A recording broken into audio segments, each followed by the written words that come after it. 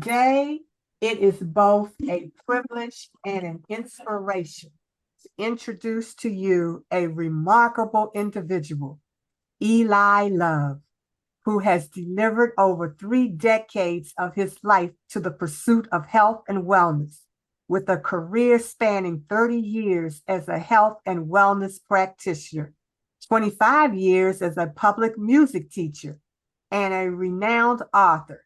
He has embarked on a lifelong journey to uncover the secrets behind permanent healing. Eli's professional journey has been a testament to his unwavering commitment to the betterment of individuals and communities alike. As a public music teacher for a quarter of a century, instilling the power of music into countless lives, nurturing creativity, and inspiring the minds of the future. His emphasis on education has resonated not only in the world of music, but also left an incredible mark on the lives of many who have gone on to pursue diverse paths of healing success. Beyond the realm of music, our distinguished guest is also a celebrated author, known for his insightful work that delves into the profound and intricate aspects of healing. His publications have touched the lives of readers worldwide, offering a valuable insight and pathways to enduring wellness. His writing has sparked a movement inspiring countless individuals to explore the depths of self-discovery and the potential for permanent healing. But what truly sets him apart is his relentless quest to understand the essence of healing at its core. His pursuit goes beyond the conventional boundaries of medicine and wellness, seeking to unearth the fundamental principles that underlie lasting well-being in a world where health is an increasingly vital concern. His work offers a beacon of hope and a roadmap for those in search of lasting transformation. Today, we have the distinct honor of hearing from someone whose career and life journey embodied the spirit of curiosity, resilience, and dedication. As we gather here, let us prepare to be enlightened, inspired, and challenged to think beyond the ordinary as our guest takes us on a journey of discovery into the profound realm of health and wellness. Welcome, Eli, to the Touchology Wellness Experience. And Njideka, thank you so much. I can't see your picture on my Zoom. I don't know if it's supposed to be like that. Yes. Okay. Gosh, thank you very much, Njideka. And thank you so much for the work that you do with all the podcasts that you bring to your audience. I'm very proud of you for doing that. That's quite a lot of people that you are touching. Thank you. Yes, and I'm just happy to be on your show and being able to share what I've learned on my path. All right. When we choose a career path, you usually have a story to tell about why you selected your modality. So share that with us as you tell us how you got started. I got started at age 5, believe it or not. I was playing with my brother one day, and I looked up into the world and I noticed that adults, in my child's mind, adults were grouchy all the time, and they never wanted to play, and that they were those other people that were always just preoccupied and grouchy, and us kids, we wanted to play and laugh all the time. We wanted to have a good time. And in my little child brain, I said, there's something wrong with those people over there, and I'm going to find out what it is. And I didn't know it at the time, but I wrote a life script right then and there to differentiate between adults and children. And of course, I grew up and became one of those grouchy adults, but the focus has always been there to differentiate what makes us different from adults versus children. And that turned into my focus on what makes people heal permanently. And I'm telling you, psychology was my first major in college because I wanted to find out more about the mind. Yes. At that time, that was in the 70s, it was so dry. The subject material was so dry. I go, this is not for me. So after that first year, I bailed and went on to a music major, but I kept studying psychology on my own. I read book after book from psychologists, from therapists, from everybody I could get my hands on. And then I moved into the holistic world and studied that, tried scores and scores and scores of holistic methods of healing. And being a musician, I was fortunate enough to be able to travel the world. And everywhere I went, I would study what they do to heal. And I remember one time, I happened to be in LA at the time, there was this world-renowned healer that came into town, and she was giving healings to people, and she was a hands-on healer. And I went to her because I was having serious back issues back then. I would be in bed for 3-4 days at a time, not being able to get up because my back would go out. Right. So I went to her, and I had this chronic pain in the lower back. And I went to her in Njideka, and I sat with her, and she just looked at me. She put one hand on my head. She didn't say a word, and she put one hand on my lower back very lightly. And I felt this heat just go right through me like lightning bolts. And my body cleared within about 7 minutes, cleared completely. And I walked up, I got up, and I was like 5 years old again. I was like, man, this is all gone. I can't believe it. Well, I had been doing some work studying about healing.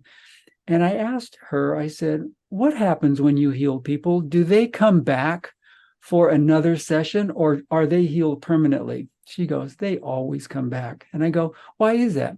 She goes, because they don't change their ways. Their ways, the way they are functioning internally, they project onto their outside life, which is stressful, which is restrictive, which is this way. And that's what kinks up your body. When inside of you is kinked up in any way, shape, or form, it reflects itself outside. And she said, your job, sir, is to find out what's going on inside that makes your back tighten up like that. And she goes, when you can figure that out, that's when your pain's going to go away permanently. And at that time in Njideka, I did not have the tools to find out what made that happen. But I had read the book by Louise Hay called Heal Your Life.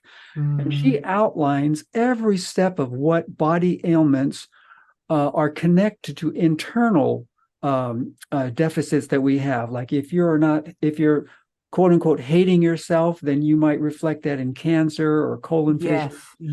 If you're not supporting yourself enough, then you might express that with unsupporting relationships. And there's all these external reflections of what's going on inside. That fascinated me to no end. And I had that information.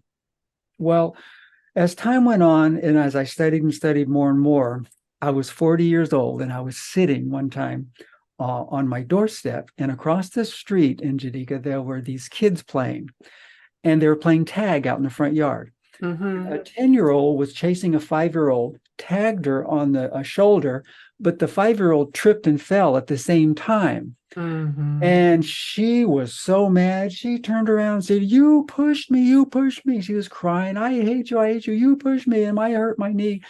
We all know she wasn't pushed. We all saw it. She just got tapped. She just tripped.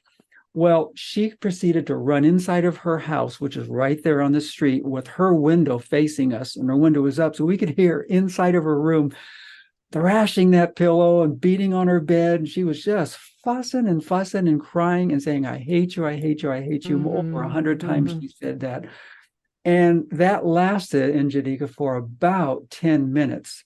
After 10 minutes, it starts dying down. It gets quieter and quieter. In 13 minutes, she literally comes skipping out the front door and goes and plays tag with the kids again. And not only, because I was studying it so hard, not only did I witness that, but I was blessed enough to re-experience that again in my 5-year-old body. I remembered on a cellular level what that feels like to have no judgment and just let yourself go with grief or anger or joy or whatever, and just let it out. And it felt so freeing. It felt so good that I experienced that along with her. And that was the moment that I said, wow, I need to start doing this. I need to have some sessions with myself where I'm completely honest and I can just let it go for as long as it takes to come to that peace and want to play with the actual person that made me mad in the first place. Imagine that. I like what you said in terms of how you opened. What is really crucial, and you said it, and we're not understanding it, is that we need, as adults, as we get older, to be able to reconnect with that child within and let that child come out and play sometime. When we look at all that's going on now in terms of what you're doing with your work, it's crucial right now because we're all so uptight. We're all so, and I just look at, especially because I look at what's happening to our children because we are not remembering that at one time we were that same child that as adults we're getting very upset with. And that's, like in terms of, I think you have really hit on something in the work you're doing in terms of going within. It's about the mind, body, spirit connection. It is about that. And here's some real, just nuts and bolts ways to get there. What happens is as we get conditioned out of being a child, because we're not supposed to be whiny, we're not supposed to be noisy, we're not supposed to be fussy. So we learn gradually to hold it in. As soon as we start holding in that stress, that stress is just like food. If we eat too much food that our body can't metabolize it, we gain weight, and there's nothing we can do about it. Well, what happens is when we hold on to stress and we stop digesting it like the child does, we gain weight in that stress mode. And it looks like physical ailments. It looks like mental judgments that are skew. Like if that child had not screamed over 100 times, I hate you, you push me, you push me. If she hadn't have done that, she would still have a grudge against that little girl for the longest time, right? Yes. And then maybe if not that girl, grudges against other people who reminded her of that girl. And there's another way that our bodies will show that stress is emotionally. We might get into anger very quickly. We might get into grief very quickly. Something happens and we start crying. We're emotionally unbalanced. Then on top of all that, that moves into our spiritual world and that starts getting kinked. And then after that, that starts working into our experiential world. Yes. So there's 5 bodies that we're dealing with stress, getting held into these 5 bodies that start to go into chaos more and more and more the longer we go without fully digesting our day's stress. That is powerful information. And here is the magic ingredient in Njideka, that all I ask people to do to reconnect with that child is set a few minutes aside a week and let yourself have an honesty session. Let yourself be in a private place where you're not being judged and you're able to speak or write. You cannot think. It does not work by thinking. That just recycles bad stuff. You have to let it flow out of your body by talking or writing and just talk about anything that's on your plate. And you sit in that session until you're completely done. And that means you feel like Buddha, man, at the end. You are at peace. It's like at the end of a meditation, you're just present. And whatever was bothering you absolutely is not bothering you anymore. That's the magic ingredient, because there's talk therapy or there's therapy and there's all of these things, but they're usually coming from a head place, not from a completely honest, unconditional place. Just to be honest and let go, say anything you want to in that session until you're completely drained. And that's why people use me as a facilitator, because right now I can tell you 9 out of 10 people, when I give them these instructions, they stop short. they say, okay, well, I said everything I needed to say. I said it once and there's nothing more to say. No, that's not the point. The point's not to say whatever you have to say. The point is to speak or write until your body is peaceful. That takes a few minutes. At first, between 20 and 60 minutes for a session. Okay. And when you feel that at the end, you feel just like that little girl who finished her fit and came skipping out the door, and you're walking into the world again wanting to play. It's amazing what that happens to your body to get to that level. If you can do that in the morning, it sets up your whole day to be a completely different day than had you retained that stress inside of you.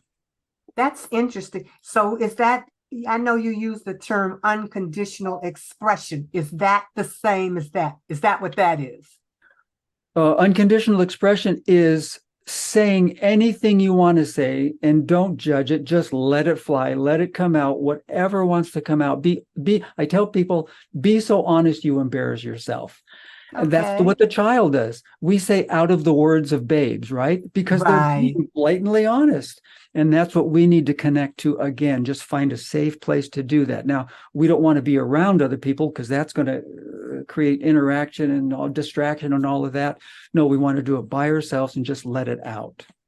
So what is the paradigm shift? The paradigm shift is, I have a headache. I need to take an aspirin to get rid of the pain. Okay.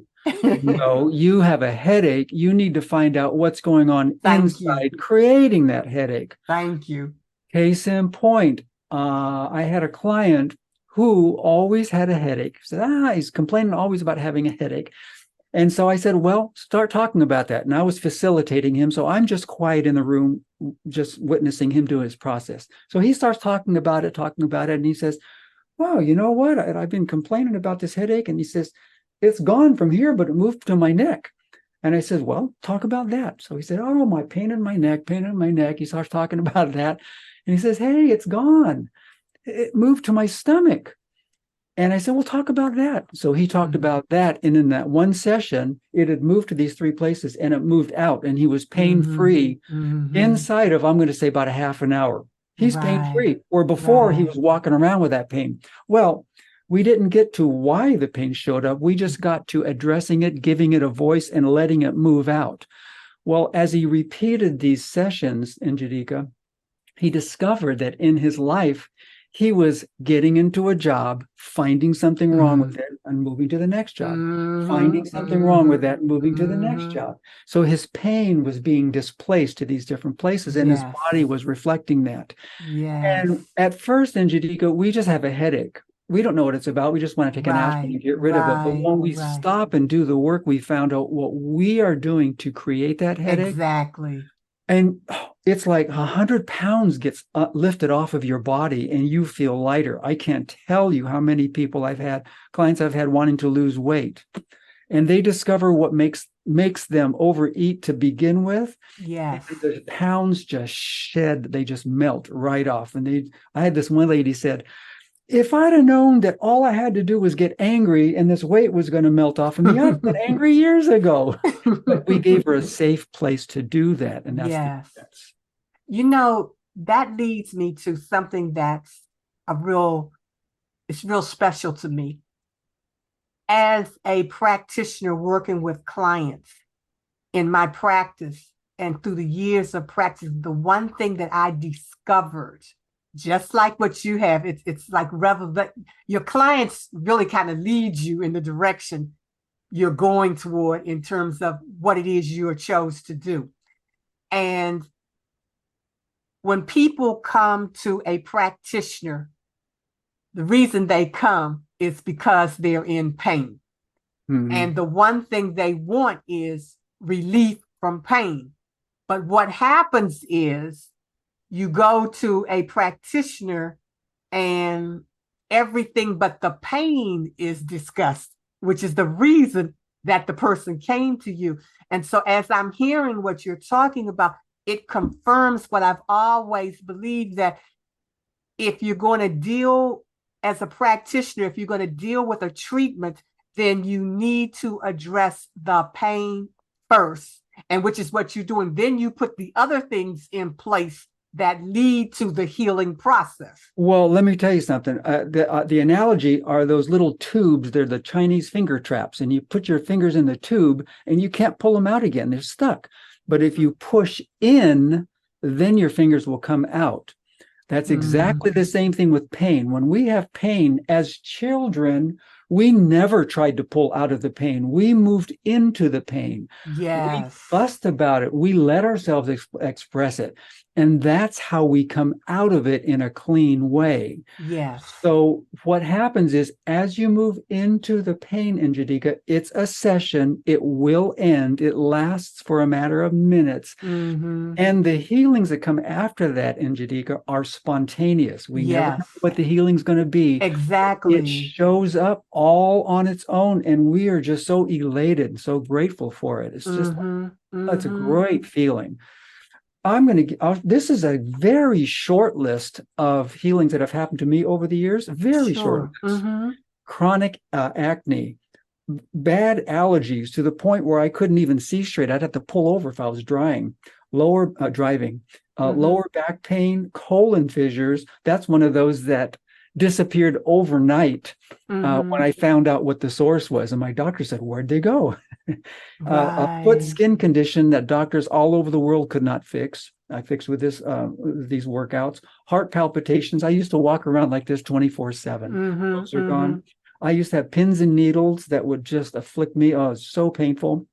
Chronic anxiety, anger issues, relationship issues, eating disorders. Oh man, they were intense. Self-esteem issues, empathy issues, self-sabotage issues, panic attacks, honesty issues, aggressive driving issues. And I used to be totally cerebral, and I went all the way to intuitive, and now I'm a balance of both of those. That's just a very, very short list of things that have happened. I've got a friend who watched cancer heal from his body within 2 years doing this work. Yes. I have another client who had HIV, was going to the hospital 6 times a week, 6 days a week. And inside of 4 to 6 weeks, he cut his visits in half. He was only going to the hospital 3 days a week. And he came to me and he says, my gosh, thank you. He said, it's like I got half my life back. And I just started doing this work. So it's very powerful. And like I say, we don't know what's going to heal. We just know that it is going to spontaneously. We do. From the first session on, just being that peaceful and present, we take that with us for the rest of the day. And the outcome of that day is so much better.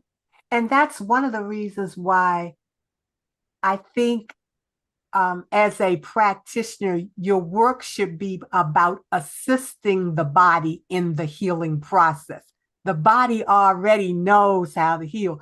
And like you say, when that pain comes, it may be because the body's trying to tell you something, that something is needed, that you need to take care of. And since you have ignored it, this is how I can bring it to your attention. And it's not going to let you go, no matter what you think you did to put it in the past or forget about it. It's not going to let go. It's going to come up again in your life, maybe in a different form.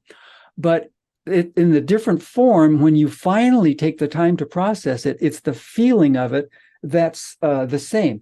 Case in point, I had a client who came to me because she was driving so fast, she was getting tickets and she couldn't stop driving fast. She goes, I heard about you and I need to get this fixed. I'm driving too fast and it's killing me. This is expensive. So we did some work and we discovered that she started driving fast when she quit smoking. She was very, very strong mentally, and she made herself quit smoking with willpower. And when that stopped, she started driving fast. And she discovered that when she started smoking, it was because with willpower, she went on a diet and lost weight with her willpower. So what happened was there was an issue making the weight gain. She got rid of that. So that issue migrated to smoking. She got rid of that. That issue migrated to driving fast. Yes. What she discovered when she started processing like us, she discovered that all 3 of those issues were connected to anger. She was angry at something, and that's what made her do those behaviors. And of course, it went back to her dad. She was very mad at her dad, who had left her at a very young age and never said why. And when she got that grief out, Njideka, all 3 of those were no longer an issue of willpower. They just disappeared and they didn't come back for her. That's the power of this work. That also, leads into when we look at all the madness that's going on now, because we're in need of reconnecting. We really need to reconnect. And I don't know if people are actually paying attention, but as you and I are talking right now, it's not by accident. This conversation is supposed to happen because this is the time that we're in. It's about redirecting people back to, as you say, how do you reconnect with that child? But even if you take it to a large level, it's about reconnecting with yourself so you can heal. And as you heal, the nation begins to heal. That starts here and then it spreads just like Yes. that. Yes, ma'am. Yes. Let's talk about your book, The Manual for Life.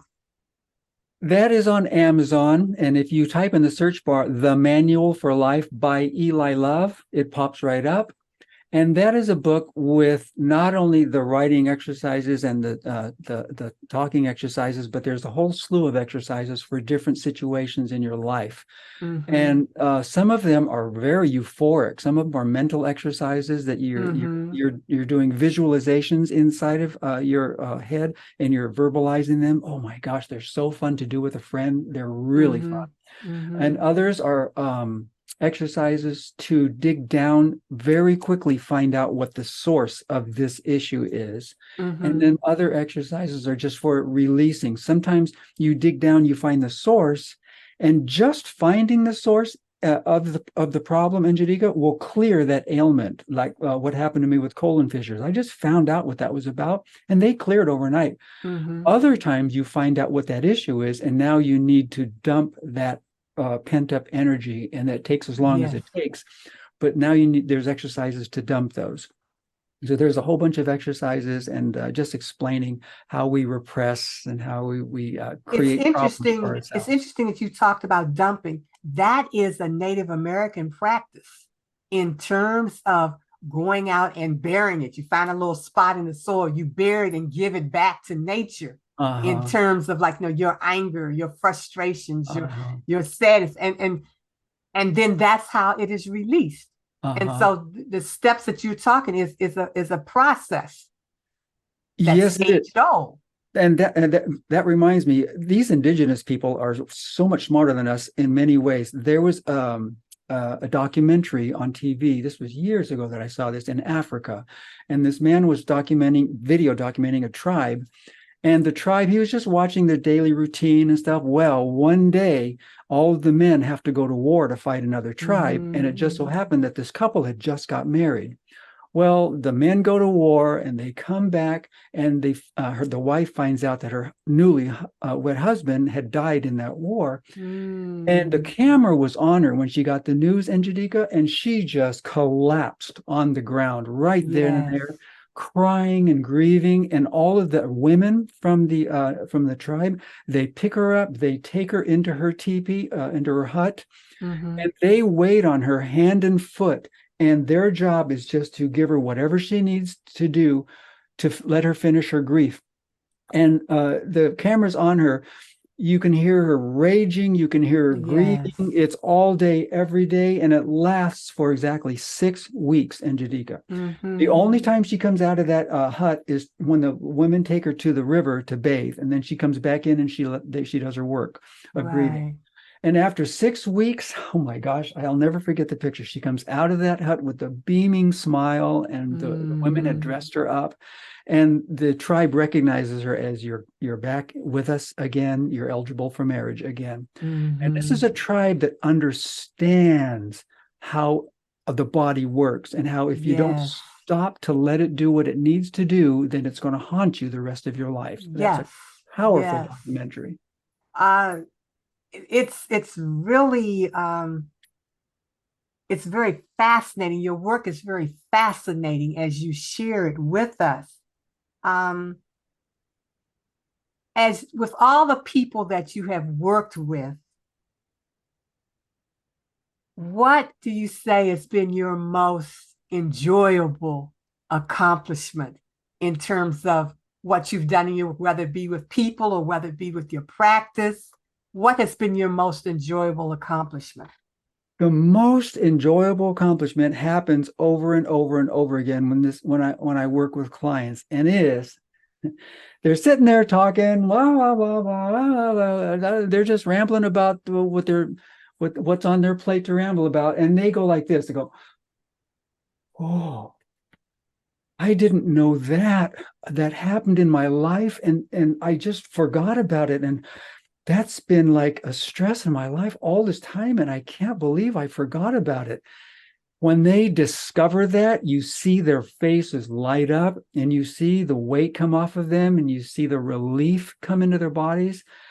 And I've experienced it so many times, to the point of going into spiritual realms, Mm-hmm. that I know what that's about. But when I see that other people are doing that, I feel Yeah, touched, because sure. it's like I'm giving them the tools to let them open up to themselves and find out more about themselves. It's just blessed. That's outstanding. That's an outstanding accomplishment, and that is really something to really feel good about.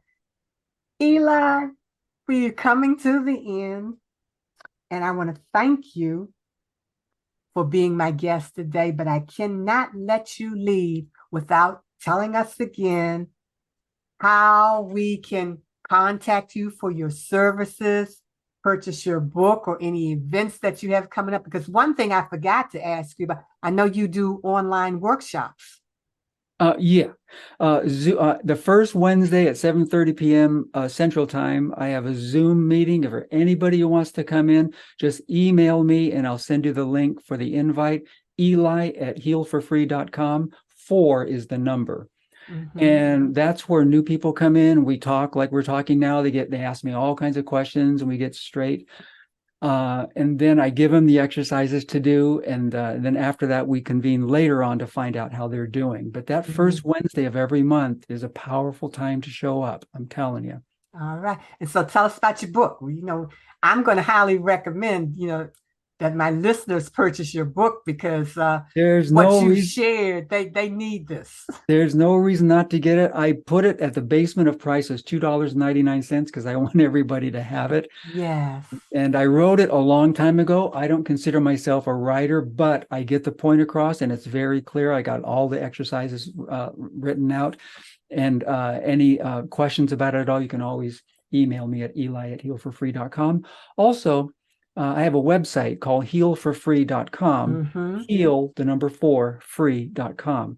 There you can find a number of videos explaining in depth about this work. And then there's some testimonial videos and podcasts at the end also. Mm-hmm. All right. Oh, I'm elated. Thank you so much. And my goal at this point, because I'm getting up in years now, I need to get this workout in Njideka in a big way. So if there's anybody out there that knows how to do clinical trials, so I can get that out there and get some data done, because I've been doing this just on a personal level all my life. Mm-hmm. So I need to get it out there in a mass consciousness way. So if there's anybody out there that knows how to do his clinical trial, email me and let me know. All right. As we wrap up this enlightening episode of Natural Healing from Within with our special guest, Eli Love, we hope you're feeling inspired and empowered to embark on your own journey towards healing within. Remember, your body and mind possesses remarkable innate abilities to heal, thrive, and find balance. Whether it's through holistic practices, mindfulness, meditation, energy healing, or any other method we explore in our podcast, the key is to listen to your inner self, nurture your well-being, and trust in the incredible healing potential that resides within you. Until next week, be kind to yourself, enhance your inner wisdom, and keep nurturing the remarkable healing power that resides within. Thank you, Eli, for being our guest today. My pleasure. Thank you so much.